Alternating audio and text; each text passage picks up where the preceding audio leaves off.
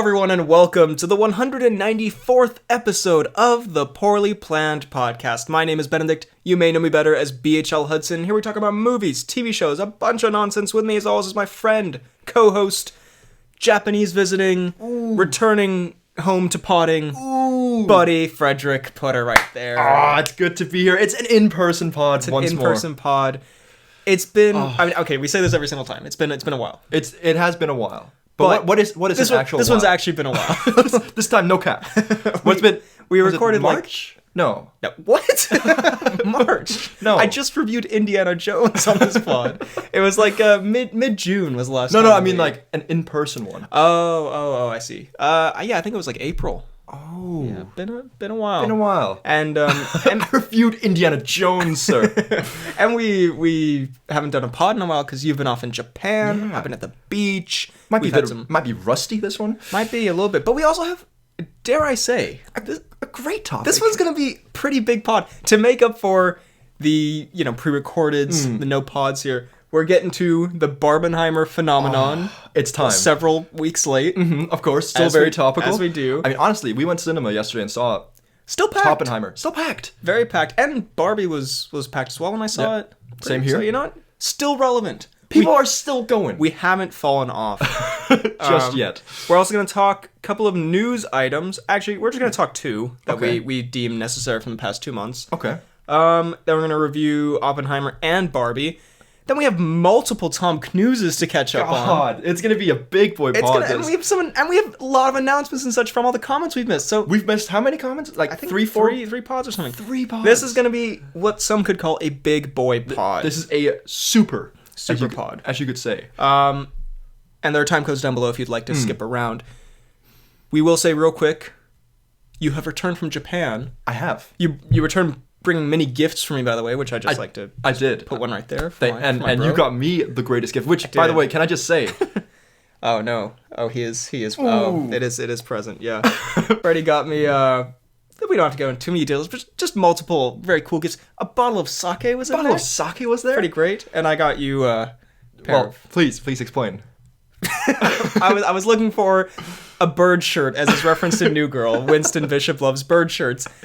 Couldn't really find a good one. There were bird shirts that were kind of, they didn't have that. They didn't have that Winston aura. Is what you're saying. And then I found in, I think, possibly the Gap and or Old Navy. Okay. I found a pair of bird underpants that are flamingo to be specific. Flamingo themed, and I thought, you know what? God damn, are they majestic? Pretty close. Pretty damn close. Yeah. Got me pretty close, and I'm wearing them today. There we go. But yeah, Japan was awesome from what you've told me. Brilliant time. Yeah, I mean, the Instagram's been going crazy. Kind of popping off. Don't want to lie. A little bit. I think people are getting slightly tired of it. The likes have been declining.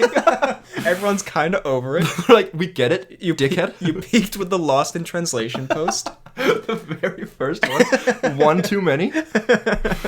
But yeah, it did look awesome. And you've been back in the States? Back in the States. Not to dox you. On the beach, doing my thing. God. Getting a little tan. And while we are uploading this, when this pod goes up, we will be in Croatia. So that's all. We'll have stories from there to tell as well. We'll come back with war stories. Absolutely. Before we start, though, we have a request that we have to do that we've put off for a long time. Al Feld has been demanding on end. Okay. That we return to the segment that we so famously coined once, I guess. The Cheads News. So, yes. We did a Don Cheadle news segment one time, and we've been, I don't want to say like harassed for months. I don't want to say completely blackmailed, but I think it is time to return to, so, Cheads News, we Google the name Don Cheadle and we find the newest news about him. He was in Secret Invasion recently, so maybe he said something funny on the red carpet. So, Al Feld, this is for you. By the way, Secret Invasion, apparently god-awful. Surely that... This cannot be right. This is not a good start here. This is a terrible... well, we have... I mean, I'll just say... We were really excited for like something really funny. Don Cheadle has like an embarrassing... He has a funny moment on the red carpet. He's fallen over. The first news story here. Don Cheadle cancer. Is Don Cheadle still alive? I'm sure this cannot... I mean, we would have heard about this. Surely. This would be on BBC. PKB News. I've never heard of them. And I don't see any other headlines about this. So I'm going to say... hopefully not true. Yeah. What a terrible return to the Cheads Yeah. news that would be. We're like, it's gonna be such a funny segment. Oh my god! Don Cheadle on deathbed. So we're gonna assume that's not true. Yeah. Hopefully, we wish. I Cheadle the did best. see a Cheads. I mean, are you gonna watch Secret Invasion? No, I already know this. Oh, you know the Cheads spoiler? He's a spoiler alert. What spoiler could it possibly be for the Skrull show? Spoiler alert, apparently he is a Skrull, but also that Skrull got shot and now he's back or something. But so I don't know, man. Cheads is back. The ultimate news. Anyway, blah blah blah. Well, I guess the Cheats news can be Secret Invasion and that whole thing. Also, so apparently it's theorized, and I don't know if they confirmed this or not, I did not watch the show, that he was, spoiler alert, a Skrull since Civil War? Because Surely. apparently when they save him, like, he's having trouble walking, or maybe in a flashback he's having trouble walking, which is why for Civil War when he got like shot down by Falcon. Who knows? So the Cheats news, this is why we don't do the Cheats news, all right? It's either really depressing stuff that hopefully isn't real, or there's nothing to talk about. Actually, you know what? This top article, how much is Don Cheadle's net worth in 2023? I'm very I guess we intrigued. can see this. This is from GH Gossip. Are you ready to reputable- read $5? clearly reputable site? God, they've chosen the absolute most baller picture of him though. A question many ask, who is Don Cheadle? Completely unironically. How many cars? He owns a magnificent mansion in Let's not kid ourselves here. So let's not dox Cheadle. How many philanthropy works has Don Cheadle supported? None. he tears them down. He actively hunts them? I just wanted a number here. Does What this is say anything? It doesn't even say. Wait, I saw... Oh wait, net worth of $40 million. Allegedly. 40 million. I mean, this is all, GH Gossip, whatever this website is. And, apparently he does do many philanthropies, so good for him. But yeah, okay, great. Don Cheadle. How many businesses does Don Cheadle own? He's most known for his career in the entertainment industry as a top-tier actor. That causes uproarious laughter. He launched the production company Radical Act, oh god, and signed a first-look deal with Industrial Media. And released a nuclear manifesto days later. And he rewrote Mao's Little Red Book. Anyway, that's your Cheads news. Alfeld, I hope you're happy. I hope you see what you've done here, Alfeld. Yeah, torn us apart. Now, we have two pieces of news that I think are worth discussing. Okay. There were a few things. There's rumored Fantastic Four casting. There have been some trailers. Who cares? Yeah. There are only 2 trailers. No offense. There are only 2 trailers that we need to talk about. Obviously. Please. Actually, there's only one, because we already talked about the other one. I was going to say Haunting in Venice, but we did that. There was another trailer for it. There was another. It was basically kind of similar vibes. Is there another last-minute Poirot reveal? Or is he just there? No, he's more present, but there's a more Poirot jump scare. There was something actually really funny in it that I can't remember now, but yeah, it's Poirot in a horror movie. I'm actually weirdly excited for it. Me I too. think it'll be fun. When is it that it comes out? September. We're only a couple months away.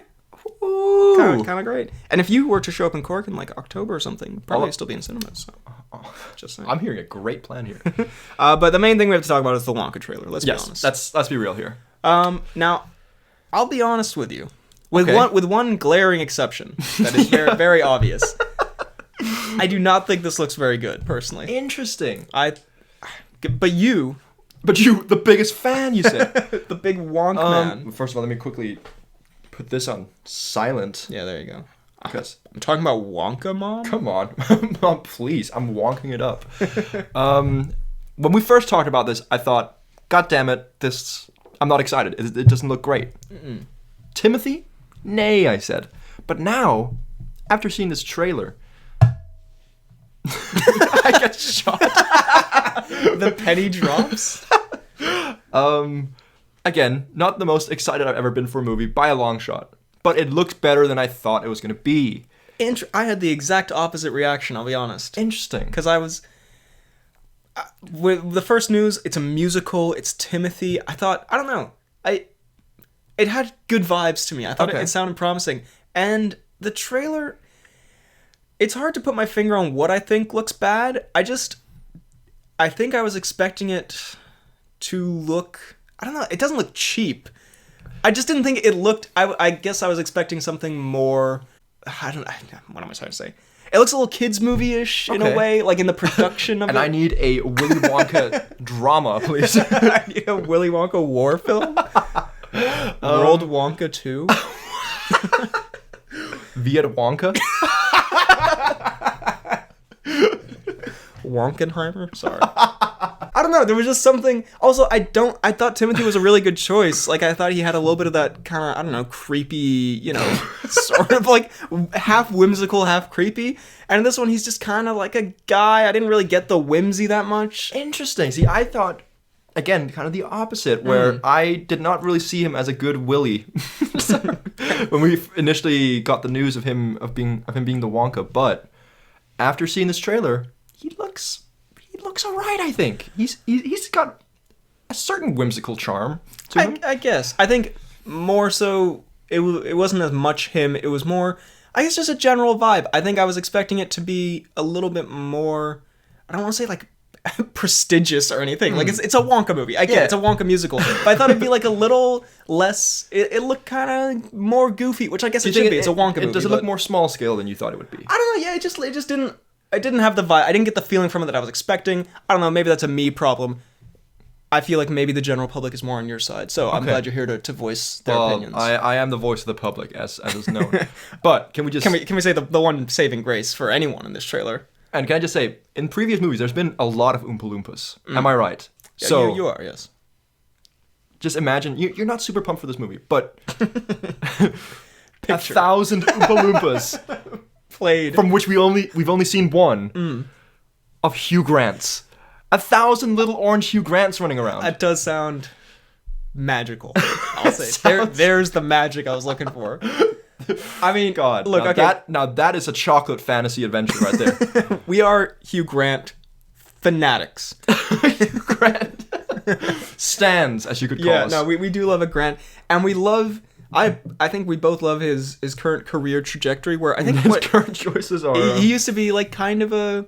Well, I don't know. I mean, I wasn't paying attention to Hugh Grant in the early 2000s, but he's kind of like a heartthrob sort of thing. He was the kind of heartthrob, you know, a bit of a quirky guy, sometimes a nice bad boy in some ways. And now he just does the weirdest fucking like Weasleyiest characters, the goofiest characters. It's so funny. He plays the same thing. He was in The Gentleman, Operation Fortune, Dungeons and Dragons. He's the same guy in everything. Yeah. And now he's just decided to be a little Oompa Loompa.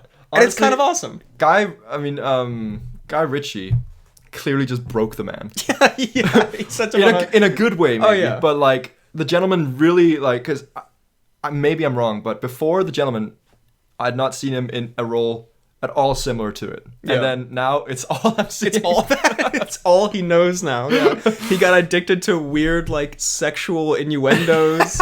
Just kind of leering at people. But yeah, so I mean, I assume we're not going to get the same innuendo leering performance as an Oompa Loompa. That'd be so funny. But you know, he, for the meme of it, for the pod fun of it, I think that looks great. And I mean, just as a choice, it's not a bad casting choice, I guess. He makes a great Oompa Loompa. But so you know what, I am not as excited for it, unironically, as I was before. But ironically, I am a little bit pumped for it, I'm not gonna lie. I think it comes out in December as well, so maybe we could hit it together. Ooh, so that could be a thing. Perfect. I mean, I'll say I am unironically a bit more excited for it than I was, and also ironically more excited. Damn. So right. It's a double whammo. Fair enough.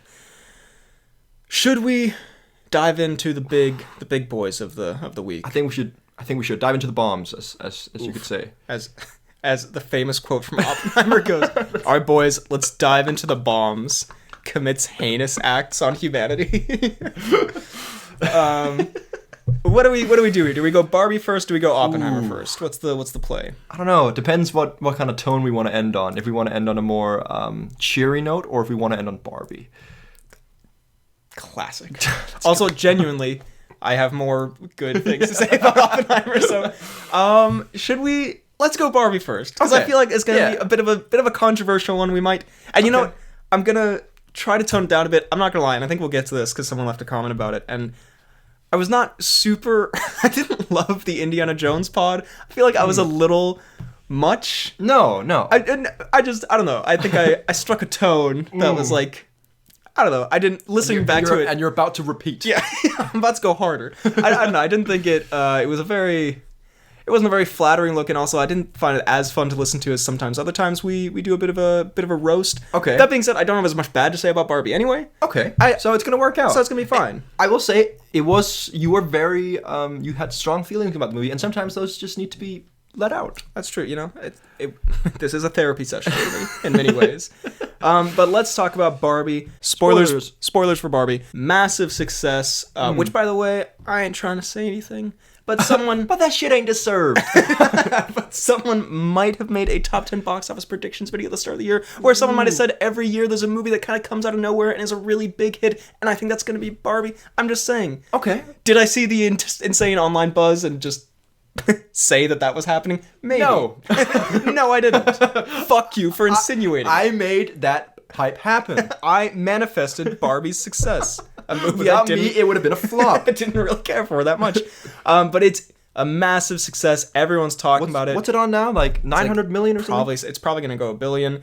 When I saw it in the cinema, it was packed. Everyone was wearing pink. It was, it's a fun event also. Like, it is. Everyone clearly was having fun with it. Yeah, the whole kind of combination of Barbenheimer has just been... Yeah, no. I mean, that's also, part of the reason for the film's success, I think. But it's just like, it's so fun, and like the different contrasts where, like, I had a friend who like really went all out, where he went to see Oppenheimer the night before, fully dressed up in a suit. He got like some like eyeliner on. He got very like goth-esque in a nice suit, and then the next day all pink. Dude, I have a friend who did same day and wore a Barbie shirt for one, and then changed, I guess at the cinema, into a suit, which is kind of awesome. But yeah, no, the whole phenomenon, it's also because it was a natural thing. Like, it wasn't a forced thing. Yeah. It was like, because now they're definitely going to try to repeat this with, they're going to, schedule fucking some other war crime movie with a kids movie, and it'll be like, oh, hilarious. This just like happened like this for fun. Exactly. And, what was I going to say? I had a point. So I'm just so distracted by Don Cheadle cancer. Let's get Don Cheadle cancer off the screen. Jesus Christ. But yeah, it was a. I've lost my point. It was a fun combination of things. Did you wear pink when you saw Barbie? I did, in fact. I wore my pink swim trunks. Let's go. And I was gonna wear my. I just got a pink like sports top, but it was sadly very stinky, so I could not do it. But so no, I was rocking up in some pink trunks. My sister, who I watch it with, she rocked up in a pink top and then like an all blue like almost like suit in a way. Okay. Looked very strange. Kind of not a look for her. Not a fan of that personally. Kind of looked like an Allen, if I say so. But Barbie. Did you wear pink? I did not. I don't own anything pink, actually, which is really... Not that I have a problem with men wearing pink. Of course. You just hate it. Yeah, and you think it emasculates them. Yeah, exactly. No, I just don't own anything pink, but I went with my mom, my sister, and they wore pink. And it was a packed show and everything. It was fun. Overall, my thoughts on the film. Liked it, didn't love it. Okay. I'm similar. I think a lot of my problems kind of come in the last half hour.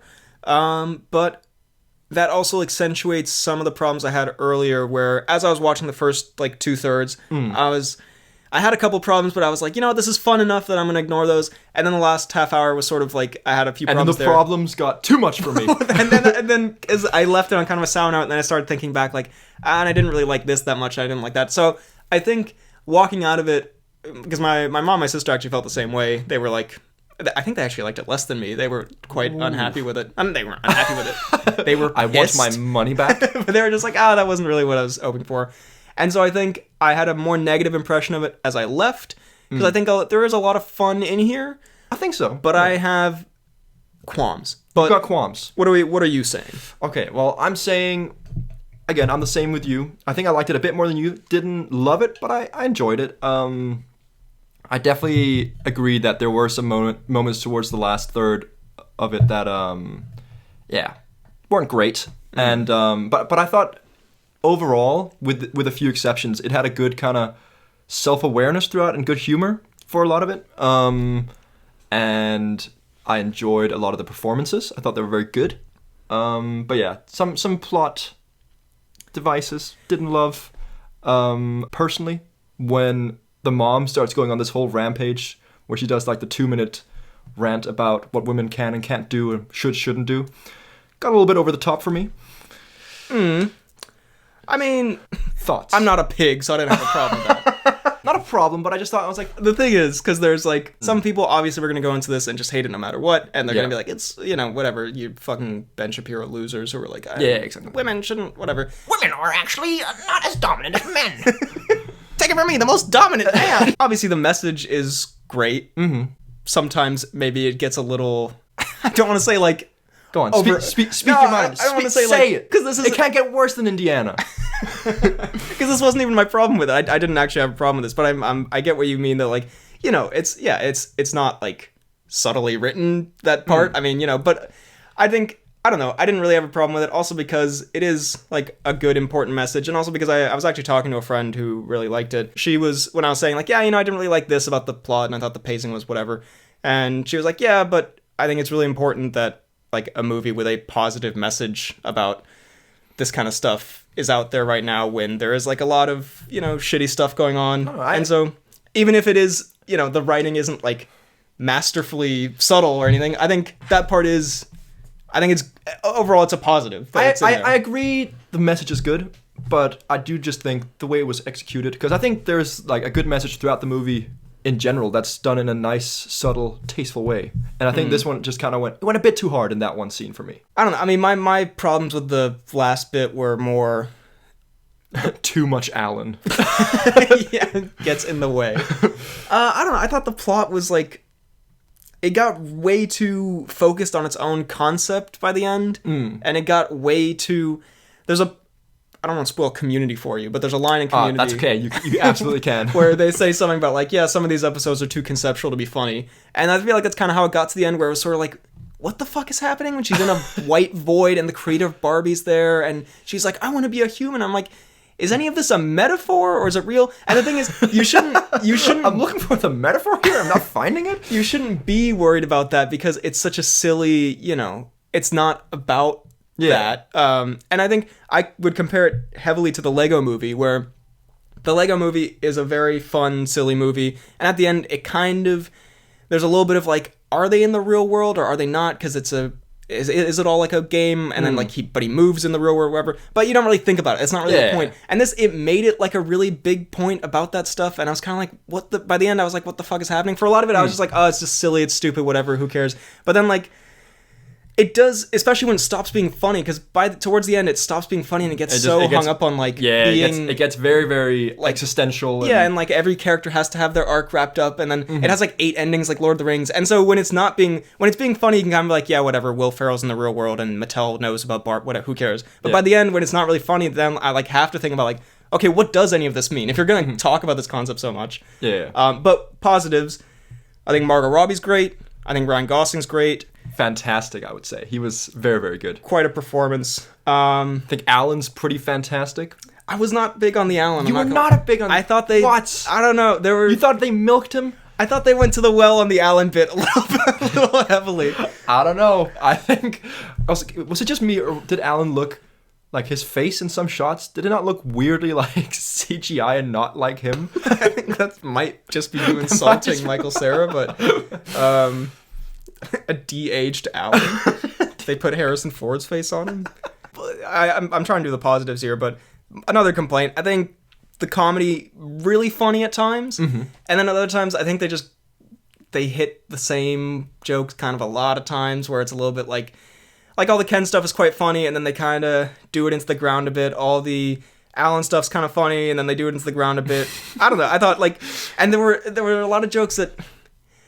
It's really weird because I feel like this has happened with Greta Gerwig's other films. I don't think I've seen many of her other films. She did Lady Bird and Little Women. Okay. And then this. And Lady Bird, which this is more of a comedy than either of those, but with Lady Bird as well, I remember this kind of feeling where there are like build-ups to jokes. And I'm kind of like, you can see kind of where the joke's going, and I'm kind of like, you're ready to laugh. And then it sort of does something like a little bit different, and I'm kind of like, that wasn't... If you'd done that joke just like a little bit different, I'm like, that would have been payoff. Funnier. And I'm not trying to project anything here. Sitting there in the cinema, the joke happens, leans over to your bar. If I did that would be so much better. I'm not trying to project anything, but there was a thing in the cinema where like, you know, the best joke got like you can feel the whole crowd laughing. It's really thing. And there were a few jokes where you feel that tension where it's built up to a joke and everyone's kind of like, and then there was kind of like and they flop. Well, there was just kind of like a polite kind of like, like sort of like a bit of a chuckle. They done did it again. I don't know. The humor didn't work as much for me. That being said, trying to do the positives, there was a lot of funny stuff, especially in the first, I'd say, hour. A lot of enjoyable Ken scenes. And, you know, all, like, the Barbie, like, you know, the jokes about Barbie fish out of water, Barbie, you know, all the Barbie world stuff, the shower doesn't have water and you float down from the thing and all that. Yeah. Like, that stuff was quite funny. And I thought it was very, like, the production design was amazing and how they make them look like toys, how they film and all that. That was quite cool. I will say, by the way, and I'm not trying to start anything here, and if anything, this is kind of a compliment to Greta Gerwig. Okay. In a really backhanded, horrible way. Okay. But I feel like Greta Gerwig's movies, for me at least, are a little bit like The Emperor's New Clothes. Are you familiar with the saga? The Emperor's New Clothes.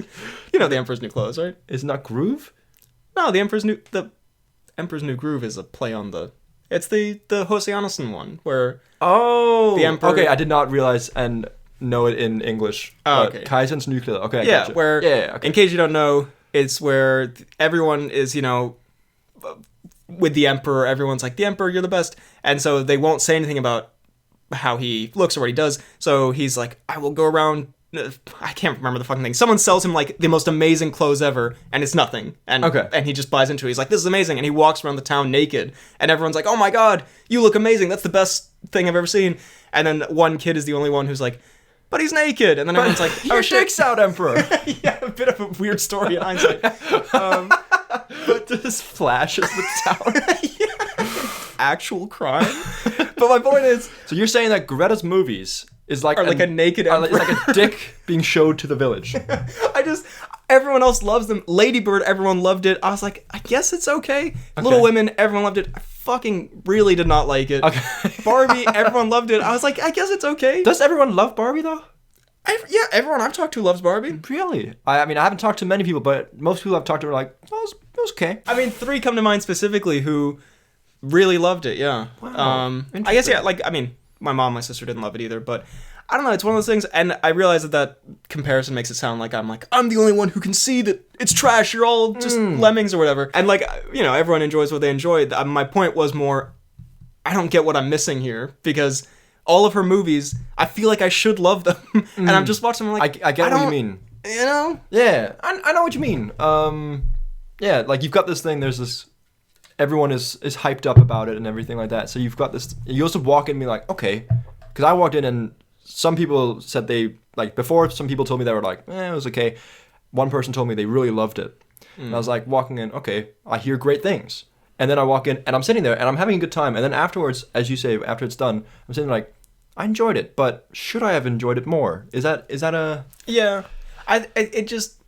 Yeah, I don't know. I think... You know, my big kind of... I think what overall made it not really work for me, and I guess this is what made it such a huge success, so I guess, you know, fuck what I'm thinking, but it feels like it's stuck between wanting to be either... a like kind of real movie about sort of existential, like a Barbie, but what if they have thoughts and they think of death, whatever, and like a Lego movie, Enchanted type movie where it's like goofy, ridiculous, and silly, and they do the fish out of water stuff, and so it's too stupid and silly for me to like get into like these existential themes or whatever, and then it's too fucking like full of its own concept and whatever for it to be that funny, and so it's this weird middle ground, which I guess is how you market it to, you know, kids. I mean, half the audience was little girls, and then that's how you get them in, because it's like, oh, it's the Barbie movie, but then it's like, I guess, like, smart enough for adults to also enjoy. Yeah. But I felt like all the kids were, by the end, like not into it, because the last bit is fucking... it does feel a little bit crammed in, because you can obviously tell that Barbie goes through an ordeal throughout the movie, like how her perception of the world changes and everything like that. But at the end, at the same time, there is still undertones of humor and stuff like that, where she's still like, you know, in a silly environment. And then at the end, as you say, it's just complete, just ethereal place she's in. I also feel like they hit certain plot points a couple times, like various Ken revelations and stuff that kind of like happen multiple times. And I don't know, and it's also way too long. They also, I mean, like, I liked the Ken song thing, but I was also kind of like, what the fuck is...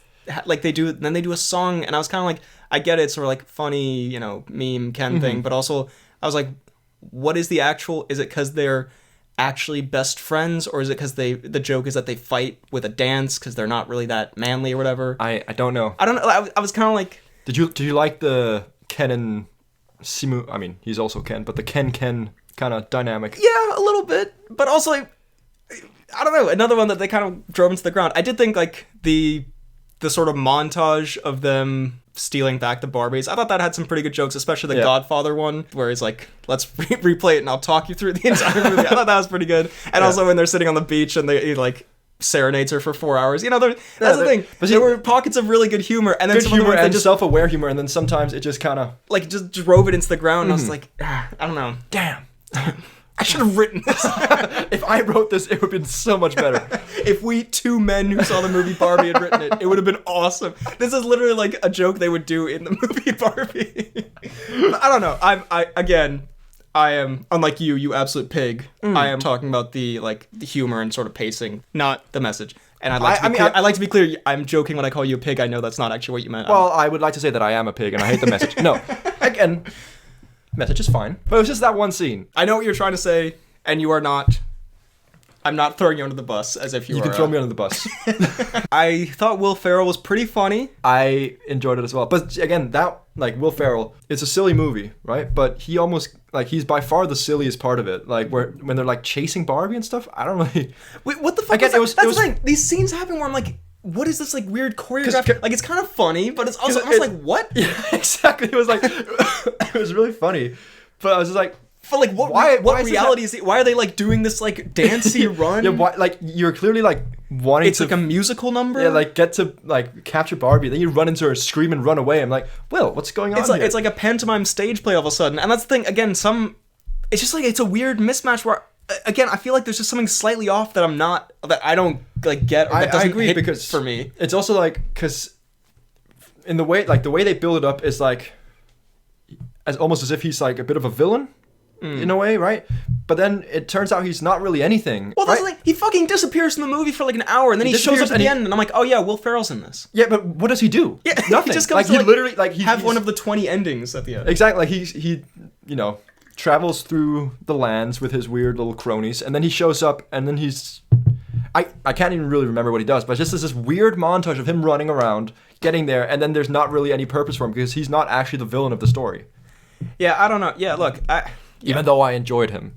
That's the thing. People will say, like, oh, wait, you're dissecting the fucking Barbie movie, whatever. But that's the thing. It kind of...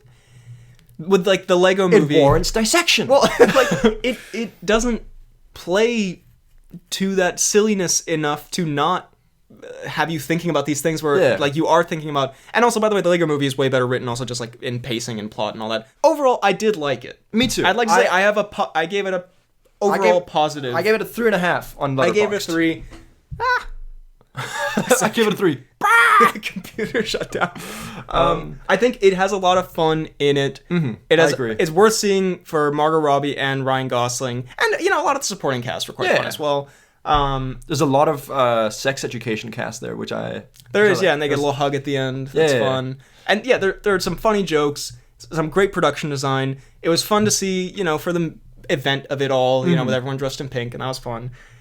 But I think if you're an adult, as an adult myself, I think it's kind of a weird mismatch. And if you're a kid, I think you'll enjoy the colors and stuff. But and then towards the end, you might fall off a bit. Yeah, they like marketed it for basically to get all these kids in. And then, I don't know, I feel like it's a little bit of a catch-22, which I have no idea what that phrase means, but I'm going to take a gamble. You're using it. I'm going to throw the dice and assume it applies to the situation. Completely different. I get if you loved it, and that's great. And I'm not saying, again, my Emperor's New Clothes comparison, I'm not saying you're stupid or like just following the what. But just, you could have written it better. I'm just saying, if anything, again, if you take away the, I'm better than everyone implication, I'm just trying to illustrate everyone loves her movies. And honestly, I have not seen a single one so far that I think is anything above like mid. Pretty pretty good. Mid. I'm gonna hit you with a sneaky. It was enjoyable. I'll say a 7.9 out of 10. 7.9 out of 10. 7. You like that as much as Black Mass? I hate that that's your measuring stick. 7.6. That's better. 7.7. Fuck. Interesting. Yeah. I'm gonna hit you with a 7.5. Really? Yeah. How does that make any sense? You gave it a higher Letterboxd rating. Well, we do say Letterboxd is different. Yeah, because then you would give it a 6. I think you giving it a 7.7 kind of high. I'm gonna say 7, like in the 7 area. Good movie. Had a few things I didn't love. I'm gonna hit you with a smack dab in the middle. Because again, I do these scores how they would, it would be like a grade thing. And if I got a 77% on the test, not in the Irish system, because the Irish system is fucking weird, but back in our school days, I'd be like, not great, not my best work. Mm-hmm. But all right. Yeah. Anyway, Barbie. That's Barbie. Barbie. Yeah. We do the whole thing over again. Anyway, Barbie. Now we're gonna talk Oppenheimer, aka Oppenheimer, aka Oppenheimer, aka Brown Lightning. Classic reference. I thought you were gonna say aka Cockenheimer, but I missed the moment. So which we'll get to definitely. Yeah. Enough of that. He do be, as we'll get to, he does hit a pose where he hits the ball Bustenheimer. We will talk about that. Spoilers for Oppenheimer. Yeah. Oppenheimer, overall, I went into this with tempered expectations because Okay. I have 2 friends who had seen it before going in. One of them gave it a 5-star, one of them gave it a 1-star. Okay, well, again, as I said before, your friend who gives it a 1-star, I know who it is, by the way. I named names. He told me straight up. Shit is ridiculous. There was some. What is that about? There was some tension there, and I mean, yeah, this will lead to some mini beefs if you ever meet this man. But Of course. Might have to throw down. That being said, what he explained to me that he didn't like about it, I do. Most of the complaints I'm going to have are basically what he said. I just think it did not affect my experience nearly as much as it affected his. Okay. But overall, I would say pretty great. Pretty damn good movie. Pretty great, yeah. I haven't done my Letterboxd review, but I'm thinking 4 stars. I went with a cheeky 4. Okay. And as we'll get to, definitely some problems. Yeah. We love to talk problems here. But also definitely some big highs in terms of in things that that other people maybe don't see. But goddamn, did we have a good time with it? Like us. If the rest of the movie wasn't really captivating for me, these problems would bring it down more. Because I there were quite a few moments where I was like, I don't like that. But because a lot of the movie is, I think, really fucking great. Yeah. That keeps it at a 4. I think in terms of just like, let's talk negatives. What things did you not enjoy? should we not start positives? I feel like we always go negatives first. Okay. I'm trying to get away from that Indiana stink that I have on my... So you're saying you want to end on a negative note? Yes. Exactly. I need a little bit of that Indiana. Trying to get away a little bit. Look, in terms of positives, I think fucking fantastic performances all around. Mm-hmm. Agreed. Matt Damon's still good. I don't know if he's as great as everyone else. He has a couple of... I like him. He was good. But I don't think... I didn't sit there and be like, oh, Matt Damon, yeah, it's kind of weird. He wasn't bad, I think, compared to other... I think he was just kind of like Matt Damon, actor. He's a good actor. He was just like... He wasn't bad. He did what Matt Damon could possibly do. I feel like other actors really stood out to me. I was just like, kind of like... But I mean, Matt Damon. I get you, but at the same time, like, he's supposed to be... What was he, like a general, a colonel, or whatever he was? Not supposed to show too much emotion. No, he was. I guess. He was good. I don't know why I singled him out. I think it's because there's one line that we'll get to that I thought was kind of goofily delivered. Okay, yeah. But I think Cillian Murphy is fucking fantastic in this. He is great. I think he captures. I mean, obviously there's the guilt and the harrowing, whatever trauma and all that. But I think he also, because that's all I really knew about Oppenheimer. I didn't know anything about his personality. I just thought I knew he was he's the guy who made the atomic bomb, and then he was racked with guilt for forever, whatever. But he also has I don't want to say a devilish charm, but I don't want to say. My boy Ballin. He has a weird charisma to him, and you can see, he's also, not the greatest bloke in terms of marriages and stuff, but you can see how he's not just kind of this miserable fuck, and you're why does anyone talk to him or like him or give him these opportunities or the mistresses and all that. You can see he has this kind of dead-eyed charm and charisma. I don't know. It was a really... Well, he's not, obviously he's a weirdo in some regards, but he's not, a complete, social outcast. Yeah, he sort of has, a bit of a... He's got that, not even narcissistic, but a little bit of a... He's got that Ted Bundy vibe. Well, I don't know if I'd say that, but I just thought Cillian Murphy pulled off everything he was supposed to do in this fantastically. And I thought, everyone else... Should we go through the cast real quick? Because it's a fucking enormous cast. It is a huge cast. And there are some very amusing additions. There was one point where you just turned to me and whispered in my ear, Roderick rules? And you looked at me and you said, oh my god. That is Roderick. So we have Cillian Murphy. Robert Downey Jr. I thought was quite good. Pretty good. It was very good. Yeah. Emily Blunt was very good. She had that one badass scene that I very much enjoyed. That was quite great. Florence Pugh was quite good. Not in it much. Doesn't do much. Yeah. I don't know. I don't want to say... I'm not trying to be a I don't want to say prude. Oppenheimer. I don't want to be a prude, but I'll say maybe slightly excessive moments. Rami Malek, as you sent me a TikTok, coming in clutch. He really does, though. He comes in with coming the in for the ultimate... 1v15. Such a random, like, just... I guess it's not the movie's fault, but he shows up for, like, 30 seconds earlier, and I'm like, well, they definitely didn't get Rami Malek just to stand there and get shit on by fucking Robert Downey Jr. for 2 seconds. Yeah, exactly. So he's definitely gonna come in handy later.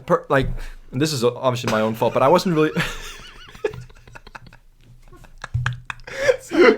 I've just pointed out Tom Conti What? is Albert Einstein.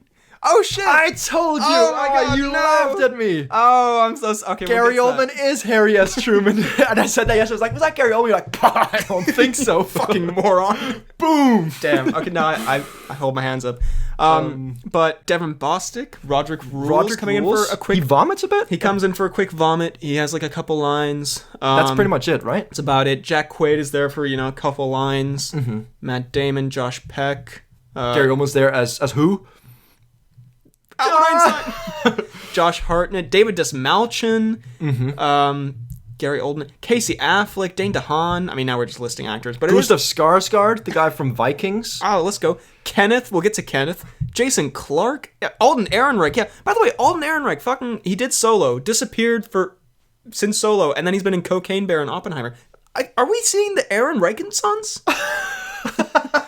I'm fucking here for it. I really like Alden Ehrenreich. I like it. And yeah, just a bunch of other people, a lot of actors. I think generally well utilized. Everyone's very good. I'd say the standouts definitely Cillian Murphy, probably Emily Blunt. Although initially I was a little bit like, God, this is a shitty, like, we'll talk about some not subtle writing, but there was sort of just like, and now I'm drunk. I'm the drunk wife. I hate you. And I was a little bit like, this is gonna be sort of generic. But then she gets a little bit to do, she which gets is back nice. Yeah, exactly. No, but there is a scene where he comes home and like the baby's crying and she's like, Yeah, I've been going to him every fucking time during the let day. me carry the bottle away because I'm a drunk now. I was I'm an like, alcoholic. right, It's like, got it. We got it, Emily. Christopher. But I could write that so much better. This is the theme of this. We're better than Hollywood screenwriters. Probably better than Christopher Nolan. Also, probably shouldn't say that during the SAG strike when, like, yeah, sorry. But look, overall great cast. And I think just the biggest problem the guy who gave it 1 star, my friend, had was the editing. And at times I definitely get it because I was like, there's just like weird editing and there's like just like little cuts where it's like it's an establishing shot for like 2 seconds, then it's fucking it was just like kind of like, I don't know, that stuff I get, but for me that was just like little moments. I think overall I thought the editing was pretty great. It was pretty great, yeah. It was because he was talking about how scenes like don't really start and finish, and I see that definitely. And in another movie that might bother me more, but in this one it builds this like frenetic, crazy pace that I think keeps it really engaging. Because it's a long movie, right? If it was just like, the kind of like generic editing where you finish scenes and everything like that, I feel like it gets boring. You lose some of the captivation with it and stuff like that. But here, because it's a bit all over the place at times, it keeps you engaged. I felt like it kept a really, like, I don't know, tense atmosphere. It kept it, just incredibly engaging. I think it's definitely to the movie's detriment towards the latter part of the film. Yeah. When I think it gets fucking... The way... I don't know, this is a weird comparison I thought of on the way home, but it's kind of like, when you're on a run, and you... No. Yeah. Could not tell you. What are you talking about? And you start the run, and you're kind of... I don't know, you're tired, but you're feeling great, and you're sort of like, you're in it. You feel like the hormones are going, whatever. If that's... Are you going endorphins? Are you talking runner's high or what? No, I don't know. Just like you're running, you feel good when you start running a little bit. And then if it's like a long run, you sort of get to a stretch where you're kind of just like in it. Like, you're not really noticing that you're running anymore. You're just kind of like, running along. And you're kind of just like, I don't know, phased out. And then towards the end, you get back into it and you kind of like get that last stretch, whatever. That's kind of what this feels like. It's like a fast, like you're like, I don't know, it's really engaging. And then there's a few like, kilometers where you're like, there's a bit of a lull where I'm kind of like, I'm existing. Yeah, it's just kind of happening. And we'll get to that, which was, I think, probably my biggest problem with it. But I think overall it keeps this really intense pace. Exactly. That is like... Because for a movie that's pretty much all dialogue, it needs... Yeah. It needs to have a certain edge, which I think it has. And I don't know, I felt like it kind of, I'm not trying to make excuses for like maybe, you know, weird pacing, but I feel like it sort of also reflected Oppenheimer. It's kind of, because it feels like just like one continuous scene almost, like you don't really get a break. Yeah. And it kind of, I guess that sort of reflects Oppenheimer's life, where he's sort of, it's all kind of chaotic, and he's a lot of shit going on in his mind. Film student. Oh, he's saying it. He's spitting. But yeah, and the other big thing that I'd say is great visuals. I mean, obviously the explosions, you know, fantastic practical. Yeah. Actually nuked the desert in there. I don't know, because they did all this practical stuff. I don't know how they actually, I guess they did like a really big explosion, but I guess there's gotta be some CGI involved there. But well, yeah, I don't know. and just visually, like, you know, just the cinematography and stuff, just Nolan's movies always look amazing. And it was a, you know, amazing looking film. Yeah. Should we talk great nutty scenes that we very much do we go for nuttiness before we get to some negatives? I think we might so. do. Because there's, you wouldn't think, as two very silly, goofy men. Yeah, you wouldn't think that this movie would have a lot. Yeah. But nay. But oh boy. Did it just. Did it have some goodies for us? I mean, okay, first of all, the namesake of the film, Sloppenheimer. Yeah. Obviously great. So there's some brief sex scenes. Yeah. Which is, you know, whatever. Yeah. And then there are two moments. One where Emily Blunt is sitting behind Cillian, right? Yeah. You know, and she looks up and then Cillian is just completely nude. And then Florence Pugh is going to town. Right. She's doing the Toppenheimer. Right, as it's she's hitting that on Toppenheimer at him. Yes. And that was just making direct eye contact with Emily Blunt. And we'd like to stress, if you haven't seen the movie, it's done artistically, where it's done very tastefully. I enjoyed it. Where he's still in the boardroom scene, yeah, but it's Emily Blunt's vision of him, you know, having sex with Florence Pugh, and so he's just sitting at this boardroom table with all these guys in suits around it, just absolutely getting the shit written out of him. So that's also, what a horrible phrase, getting the shit written out of him. I didn't realize how that was going to sound until I said it out loud. That's a mad sentence. It's truly a visceral image. And then the other moment, of course. The other moment in which I don't know what's going on. But there is and I assume it's post-coitus. We assume post-coitus. Although it could be mid-coitus, knowing Oppenheimer. Who knows? There's no way to know. There's really no telling with this man. But there is a scene where Florence is sitting naked in one chair, and then she ran over. It pans over, and Cillian Murphy, totally naked, is sitting with his legs crossed. In this weird, like, Joffrey Baratheon kind of way to sit on the Iron Throne. with a cigarette in one hand. I mean, kind of an balls in the other hand. Kind of absolute alpha pose, but also definitely crushing his nuts with that pose. Definitely. I get that they didn't want to go full Cillian penile angle. Yeah, but like, come on. There's no way it was not crushing his Oppenheimer sack. Just keep the camera above his legs so we don't see him like sitting. I don't want to see his weird, like, sweaty legs. Yeah, just sitting like an absolute gentleman savant. But completely nude. Hilarious visual. We've decided that is on the same level of Statham post-coitus sitting. Yeah, post-coitus, just arms out there. Whereas, but that was more of a bass boost kind of feeling. This is a lot of a sloppy walking through a puddle noise is what I'm getting from this. And also, this screams Thwaites. God. But yeah, I don't know. I also think at one, I can't remember where, it might have been in that scene, you leaned over to me and said, he's in his skinny boy era or something along those lines? No. Or you said skinny boy summer or something? I don't remember what he said. But that was not there. That was where he was sitting at the table wearing like a long white shirt. But he also just looked like the Slender Man. I don't know. You leaned over and said, you just, in the middle of this tense scene, I just hear in my ear, Skinny Pete audition? That is what I said. He's a lanky boy. I assume he thinned down for this, I guess, because Oppenheimer is like notoriously quite like a, I don't know, like a skeletal man because he's all racked with guilt. Or maybe he bulked up. Maybe I'm just completely insulting him. I guess he slimmed down. He spent hours in the gym. This is the beefiest role he's ever had. It was all for that one nude scene.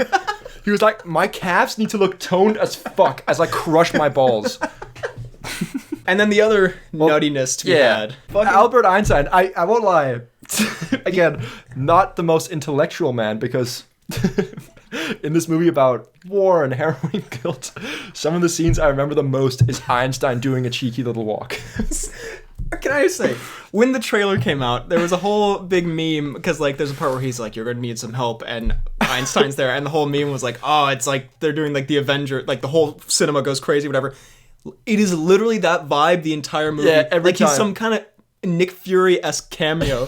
There are multiple scenes. The one where he's in the forest, I'm like, what the fuck is happening here? They're walking in the forest, and Oppenheimer runs up to him. Albert. It's like fucking. It's like they're going to find like Hawkeye or something in the middle of the forest. That's literally the vibe you get. It was like, and then the deal sealer, because everything up until this point, it's kind of funny. Like, they're doing like a cinematic universe, whatever. Albert's Nick Fury. All of it, you can kind of. You wouldn't really remember it, but the deal sealer is this fucking scene where Oppenheimer's outside his house, someone drives away, and behind the car emerges Albert Einstein from the shadows. Like what? Like an actual Nick Fury type moment. The most ominous moment what in the entire... fuck was that? Like, I assumed Albert Einstein was like somewhere across the country. He's just in the shadows outside Oppenheimer. Like, don't you, also when he runs to him in the forest. Don't you have somewhere to be, Albert? Don't you guys like arrange meetings or something? Like, what the fuck is happening?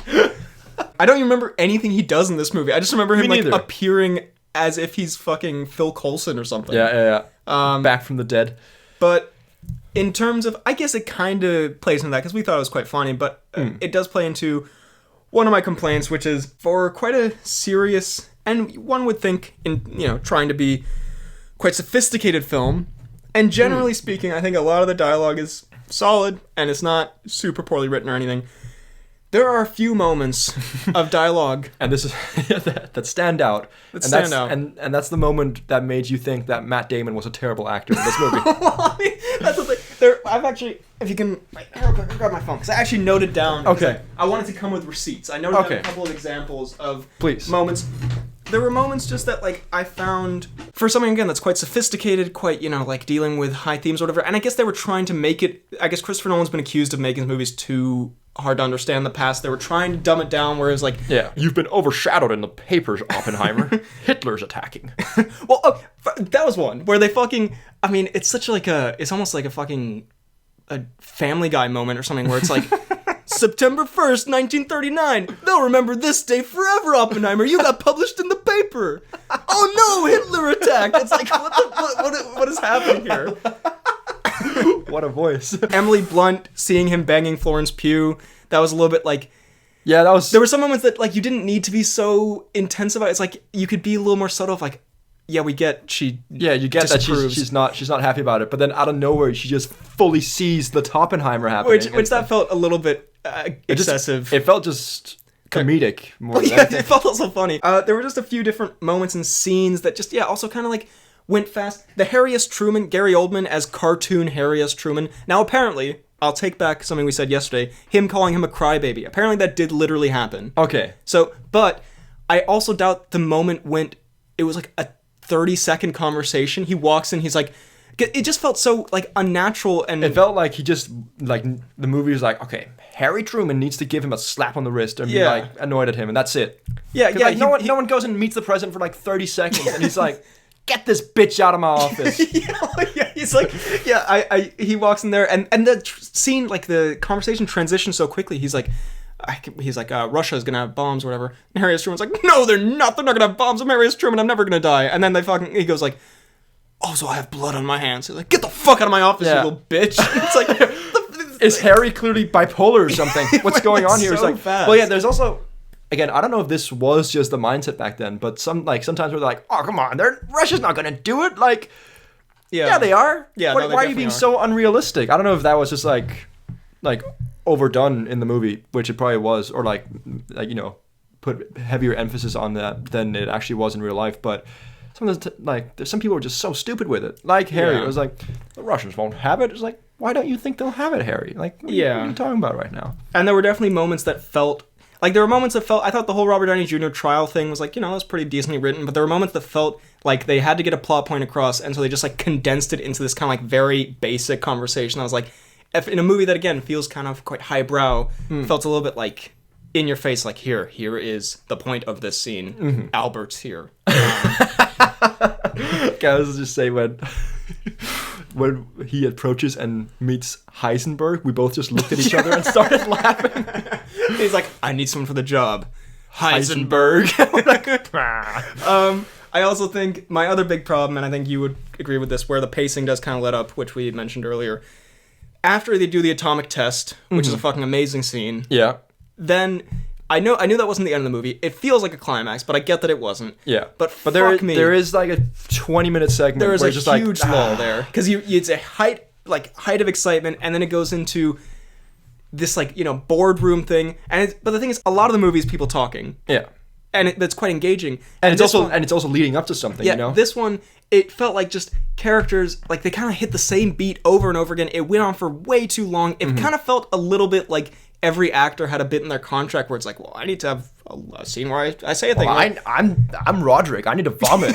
And they were like, fuck it, okay, fine, you get a boardroom scene, and it went on for way too long, and it was at a terrible point in the film, really, for it, because just in terms of audience engagement, because you're kind of like coming off this really intense moment, and then instead of maybe like cooling down a bit, but now we have more movie, and it's okay, then we build up again. It just like dead drop to like bit of a roller coaster. Dialogue heavy, and not even dialogue heavy, technical heavy, very much. Were you a communist from this year to this year? I think you have whatever. It's like, I don't like, even in the movie themselves, like, man, I don't fucking remember what happened 12 years ago. What do you want from me? Yeah, I don't know. I thought it definitely took a little bit of a dip there. Let me just see, because I know down one other. I think there was one other nutty thing.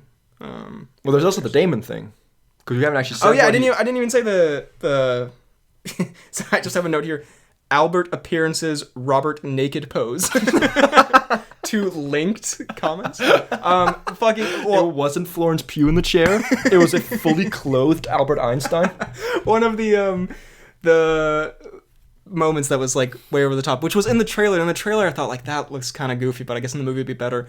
There's a moment, and I guess he's a bit short fused or whatever, but where Matt Damon goes, he's like, "Why should I go help you guys?" And he's like, "Maybe because it's the most fucking important thing in the history of the fucking world." Like, he has a meltdown. What is that, please? Well, in fairness, I do think that if it was just, again, written slightly better, with maybe not that most intense, like that such intense dialogue, but like I do think him snapping at the dude there, because he's like, why should I do it? You know? It's like being a little of a snivelly little bitch. But like, I don't think you had to go, maybe because I'm Matt Damon. Save me on Mars.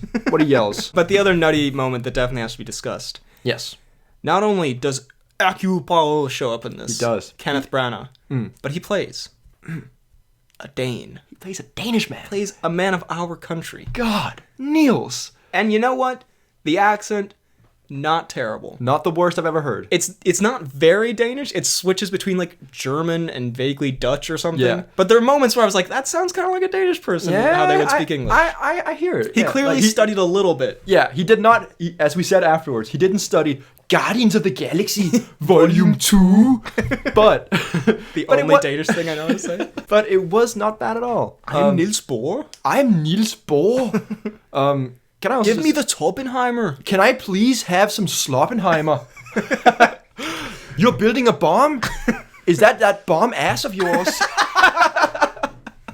See, that was good Danish accent. That was great. But yeah, he was solid. Is it just me, or whenever you hear Denmark mentioned in a movie like this, you're like, fuck yeah, let's go. Yeah, he's in Copenhagen. Yeah. Yes.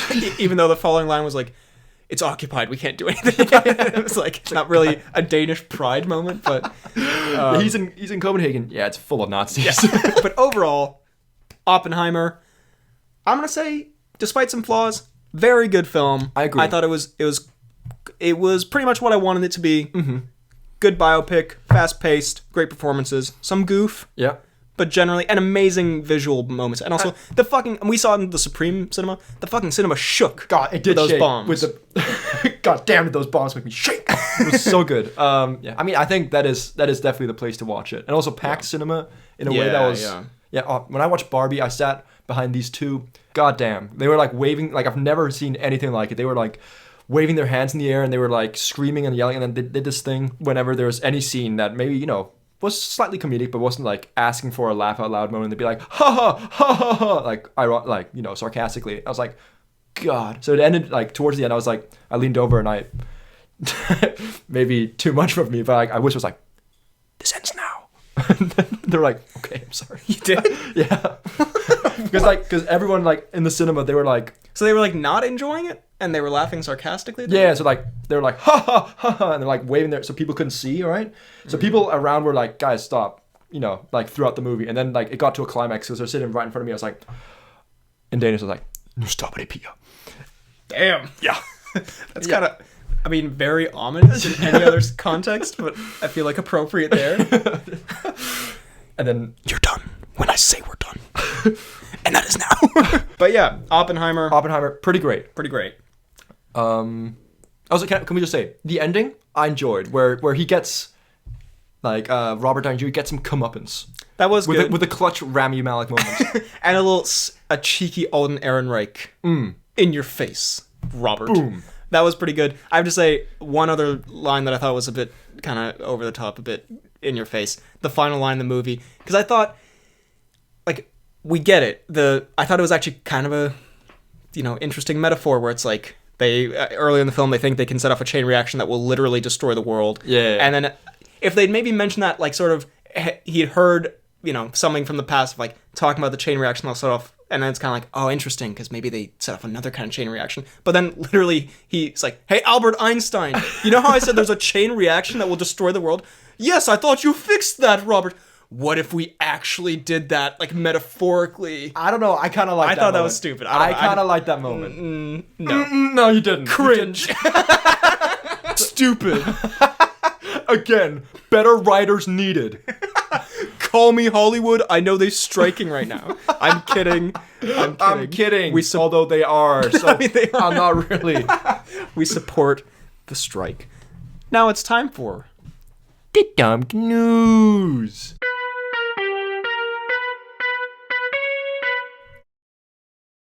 By the way, Mission Impossible 7, we will see it later this month. So I promise there is a pod on that, and it'll be good. It'll be a great one. Some nutty stuff to talk about. It'll be a lot of fun. But unfortunately, Freddie's not seen it yet. Yeah. We will get to it then. In the meantime, we got some Tom Cnews to catch up on. We do.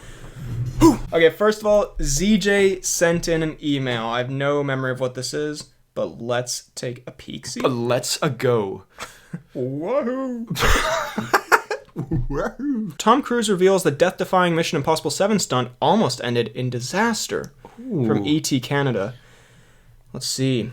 Tom Cruise famously does all of his own... blah, blah, blah. Ride his motorcycle off a cliff. Cruise shared when asked what's going through his mind. It's funny that you mentioned engineering because there's a lot of engineering in there to figure out that ramp, where the bowl is, the speed. We're testing wind conditions early on. I set all that up. That's how I approach these. I mean, where does he say something went wrong here? Make sure I don't get blown off of the ramp. I don't want to get blown off that ramp. This sounds like the most caveman language. Make sure I don't get blown off that ramp. I don't want to get blown off that ramp. Ramp. And once I hit it, I don't want that drone to hit me, That'd be hilarious if he does the stunt and he flies right into the camera. Dun, dun, dun, dun. That's what kills him? A drone propeller cuts him in half?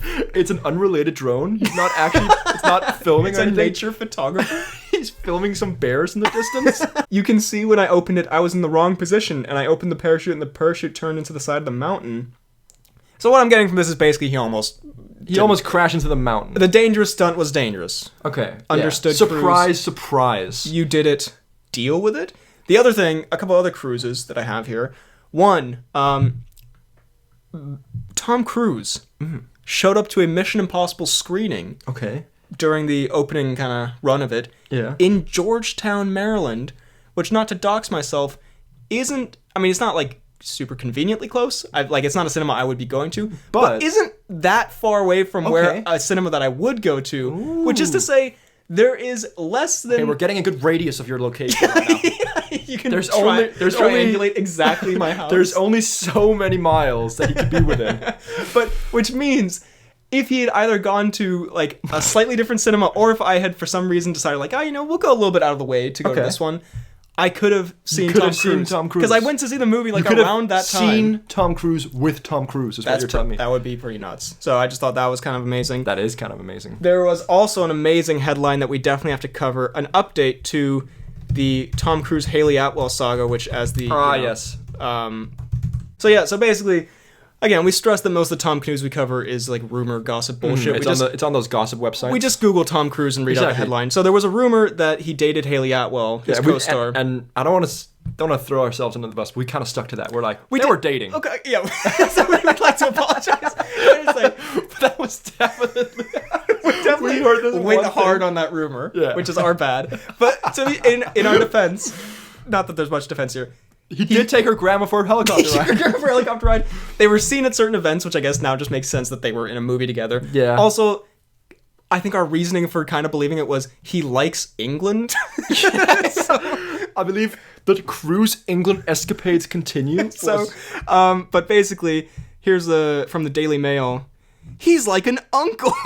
Mission Impossible star Hayley Atwell says Tom Cruise romance rumors felt weird and a little dirty. I think there was also another article where she called it grubby. Yeah, that would be kind of grubby. But so There's a 19-year age difference. there is. During the time of filming rumors that swirled that they were in a relationship, Hayley has firmly shut down speculation and said she saw the actor as an uncle and turned to him for advice. I would be like, ooh, there's some weird rumors. And it Ooh, there's feels some weird... based. And it feels base. There's some weird rumors, and it feels base. It feels a little dirty. It feels grubby. It's not what I'm about. Imagine someone says, this is are you dating this guy? That's No. not what I'm about. That's gross and dirty and grubby. I mean, this part makes it a little bit like this part where I kind of feel bad about us perpetuating these rumors. Oh god, why are things being assumed or projected onto me about my relationship with my work colleague and boss? It's upsetting. Yeah, so I mean, in a way, Are we part of the problem? We stress that we look at gossip sites and they're all bullshit and stupid. But yeah, in a way, it is sort of like she was literally just with, like, around Tom Cruise because they were filming a movie. Like, Yeah. most of the pictures they used were like Tom Cruise and whatever dating. It was a set photo of them, like, on set in that little yellow But car. Can I just say, if you're taking someone's grandmother on a helicopter ride, oh, okay, look at this. Okay, she looks very uncomfortable. Yeah, see, this picture of them, like, on set is like, oh my god, they're dating. And it's like, yeah, they also are filming a movie here. That's the Hayley Atwell story. Mm-hmm. We apologize, and there's an update to that. Yeah. And then final one that I'll mention here for now. There was a magazine where my mom, like, was reading this magazine. She was like, hey, you guys do that Tom Cruise segment, don't you? There's a thing in this magazine about Tom Cruise, which, by the way, for the love of God, I hope my mother has never listened to a Tom Cruise segment. But there was an article in the New York Times Magazine by Katie Weaver where she pointed out that besides all the gossipy stuff, very little is known about Tom Cruise's life, which at first I was like, excuse me, I do the Tom Cruise. I know But then everything was about like, it. You know what, we do usually just find, like, he was at a baseball game, and it's like, oh. Uh-huh. But she basically was trying to find out, like, where Tom Cruise lives, which low-key doxing, but also she was like, because apparently there's, like, no public information or whatever. Well, I feel like we saw an article about, like, he sold his cabin or something, whatever. So anyway, apparently... I feel like he just lives in his helicopter at this point. He doesn't sleep.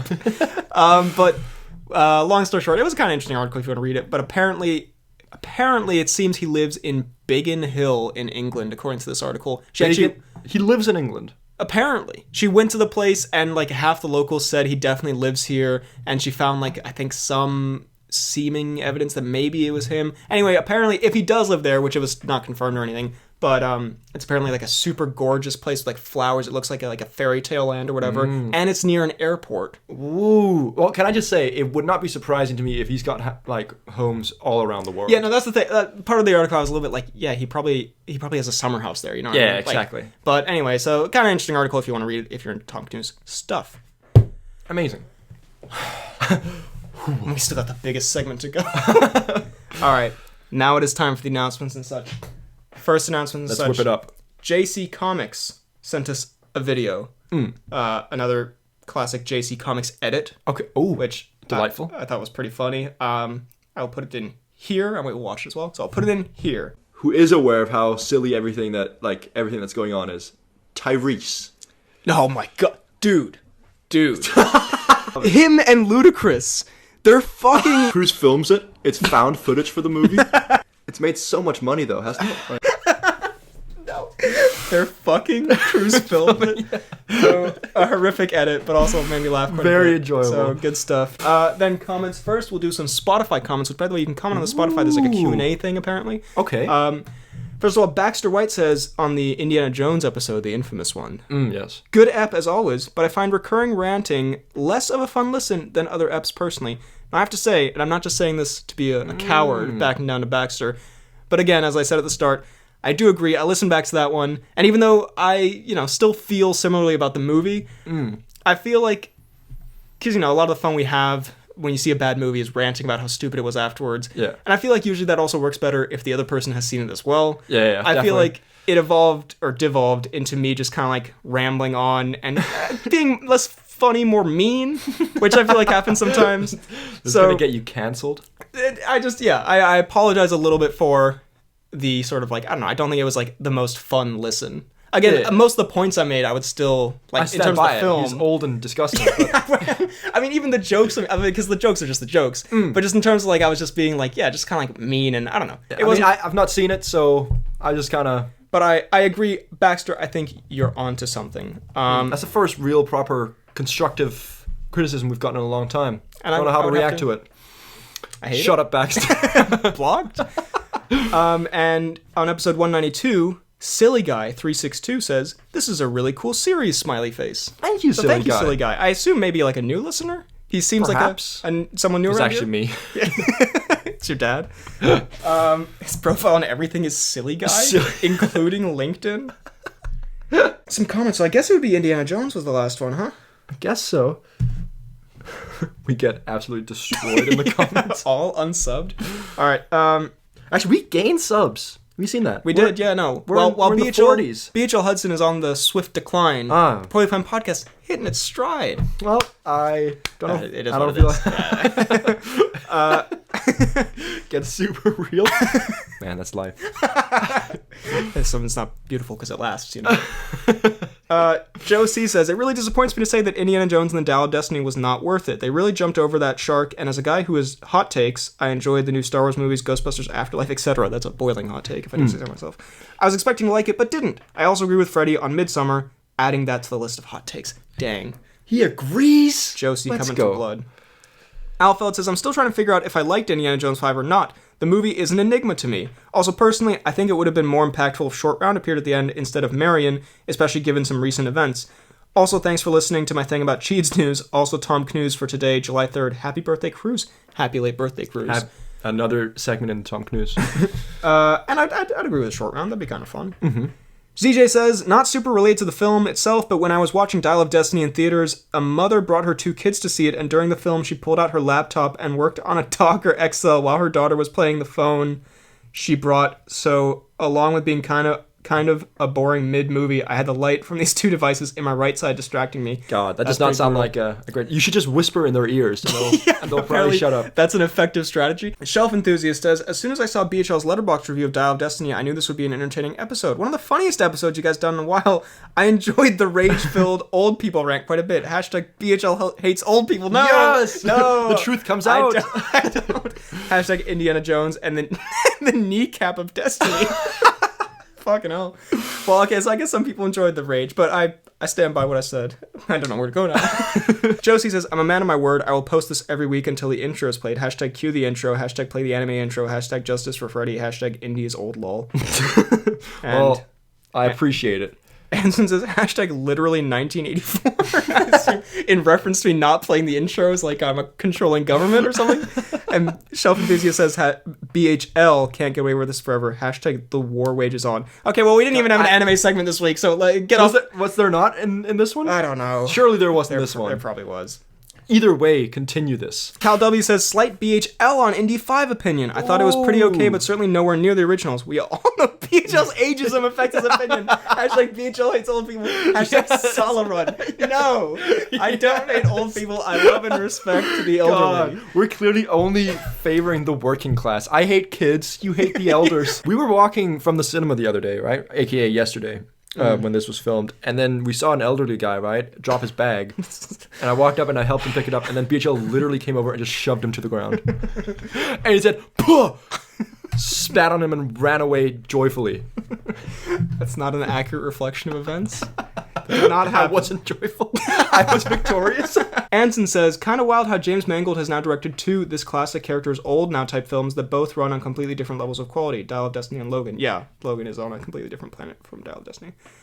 Cian Konecki says, hashtag Soul Daddy Hudson? Fuck does that even mean? Do we talk about Oh, we had to talk about Sicario 2, Day of the Soldado or whatever. I was like, what the fuck?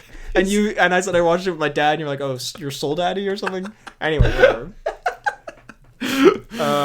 Oh, damn. This is, ooh. Was a hate comment. Possibly. Connor Beer says, not gonna lie, this is a bit of a BHL moment. Let's go. There's so many. Reveling in the hate? This is my moment. This is how old people feel talking to me? While Indy 5 is probably my least favorite film of the series, I'm one of those strange people that kind of likes Crystal Skull. There's definitely worse ways to cap out the franchise, and I thought some of the action was pretty fun, even if they were desperate to get Harrison in a vehicle. Plus, spoilers for those who haven't seen it, I don't hate the time travel aspect, but I think it was handled a little weirdly, and Indy wanting to stay in the past kind of came out of nowhere, but I don't know. Maybe I was just happy to see one of my childhood heroes have one more adventure. I will admit, though, this film definitely has the worst crew of protagonists in any Indy film, which is saying something considering the last one had Shia LaBeouf in it. Hard agree on that last part. And you know what? A fair assessment. Not a total hate comment. Not a hate comment. Just that's disagreeing. Even though I stand by that. I'll try to handle myself a little differently in the future. But I'm glad that we can have even when I'm a hateful, spiteful man, civil debate. Everyone's just having a fun time in the comments. This is all nice fun. And Super Mason says, I'm still not sure of my thoughts on Indy 5, but all I know is Say it. Is that I heart pussy more. Let's go. I'm glad this meme is finally kind of winding down. No, a it's little not. bit. I'm not happy. Let's get it back. I'm not happy that this was a recurring thing for a while. Okay, next pod. Comments. Which pod is this? This is movie characters that shouldn't have survived. We pre-recorded this in Sterling. Yeah.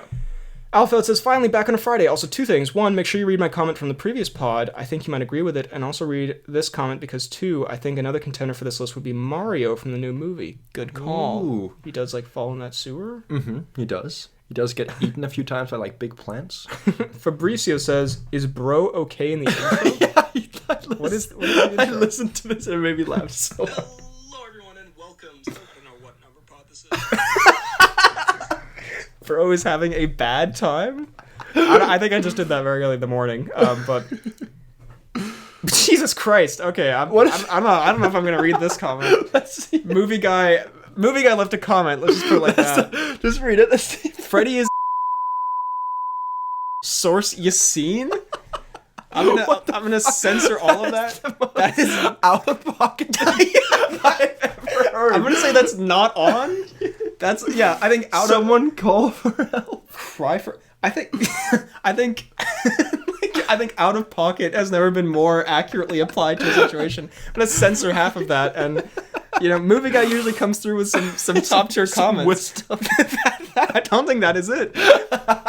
So that's not so, it, movie guy. That's so funny. What an absurd thing to happen. I was not expecting Jesus. that. Keith Porteous says, great topic. What happens at Pod 200 and Ethan Hunk? Thank you. Pod 200, you'll have to wait and see. Yeah, you'll have to wait. Will you explain in minute detail what goes on? We play the whole pod now.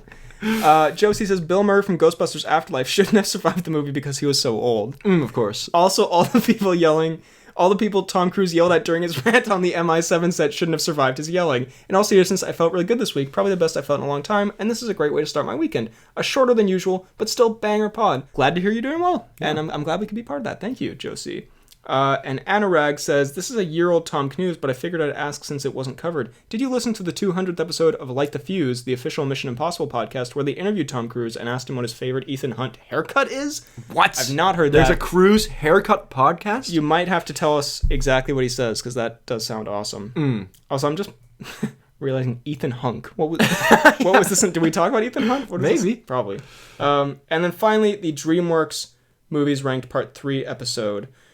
Hooah! Josie says, hey, BHL, you like jazz. I think that is a Barry... That's a Barry B. Benson reference. Alfeld responds, did you mean BHL? Ooh, and that's Josie clever. says, damn, you right. Alfeld says, here to remind you that the next non-pre-recorded pod better have some Cheads news. I hope you're happy, Alfeld. Nearly destroyed us. Shelf Enthusiast, I expect an entire episode dedicated to Freddy's Japanese adventures, perhaps as a substitute/anecdote to Freddy's anime hour. You know what? Because this pod was very packed. We didn't have a lot of time at the top. We can do it next time. Next time we hit some Japanese stories, because you did some... I did do some Japanese stories. Some cool shit. Yeah, we'll talk. We'll talk about it. The Outlook, your boy Lele, says, all these pre-recorded pods and still no It Chapter 2 review. I'd just like to clear up to Freddy. If you look at my desktop here, it's sitting here ready to go. It is, okay. It'll go up when it's required, when we really desperately need it, and or maybe April Fools. I don't know, I haven't decided yet. But it's around. It's there. And then Daniel agrees we need that episode released. Daniel says, feels so good to be back to the podcast after a long break from being on summer vacation. And what a great pod to be back on. One of the funniest in a while. The DreamWorks episodes will go down as some of the best. And here's another pre-recorded episodes idea where you go over all the Pixar movies in multiple episodes, like the Disney ones and the DreamWorks ones.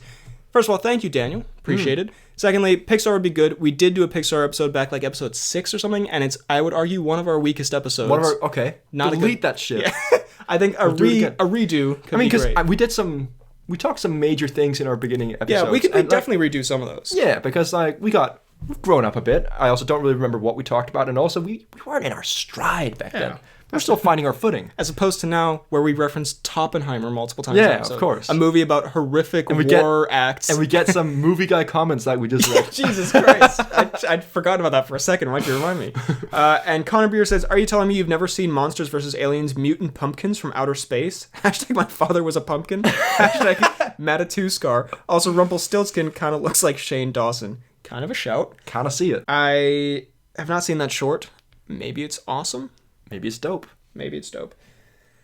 That was the pod for this week. I hope you enjoyed it. If you did, drop a like, subscribe, hit the bell button, leave a comment down below what you thought of this pod and the movies we talked about. You can also find us on Apple Podcasts and Spotify. You can also comment on the Spotify and leave a 5-star rating, a nice review. Tell your friends, tell your family, tell your boys and girls. Tell them all. Tell everyone who will listen. Which is none. Just no one if you're talking about the pod. You can find me on YouTube, BHL Hudson, Instagram, BHL_Hudson, Letterboxd, Real BHL Hudson. You can email the pod at bhlhudsonvids@gmail.com. So you can find me on Twitter, now X or something, whatever it's called, at FDK_Dalt You can find me on Instagram at Fidalgard. You can find me on Letterboxd at FDK_Thwilms and on YouTube at FDK Space Gaming. Thank you very much for listening, and we will see you next time.